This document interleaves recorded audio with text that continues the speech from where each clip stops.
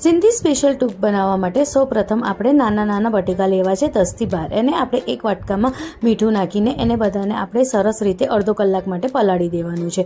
હવે આપણે medium flame ઉપર એને 80% સુધી આપણે એને ફ્રાય કરવાનું છે, જ્યાં સુધી એ અંદરથી સરસ રીતે ફ્રાય ના થઈ જાય.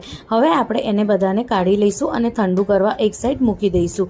હવે આપણે જ્યારે એ ઠંડા થઈ જાય કંઈક આવી રીતે આપણે હાથની મદદથી એને કંઈક આવી રીતે દબાઈને ચપટા કરીશું. હવે આને ફરીથી આપણે ડીપ ફ્રાય કરીશું, જ્યાં સુધી એ ક્રિસ્પી અને ક્રન્ચી ના થાય. હવે આપણે એનું વઘાર કરવા માટે મસાલાને મિક્સ કરીશું. એમાં મીઠું, લાલ મરચું, ધાણા જીરું પાવડર, ગરમ મસાલા અને અમચૂર પાવડર ઉમેરીને સરસ રીતે મિક્સ કરી દઈશું. હવે એક તોડામાં 2 ચમચ જેટલું તેલ ઉમેરીને બધા મસાલાને એમાં ઉમેરીશું અને જે આપણે બટેકાની ટૂકને રેડી કર્યું હતું એ એમાં ઉમેરીને સરસ રીતે એને ટોસ્ટ કરી દઈશું, જેમ બધા મસાલા મિક્સ થઈ જાય. ફૂલ રેસીપી ચેનલ પર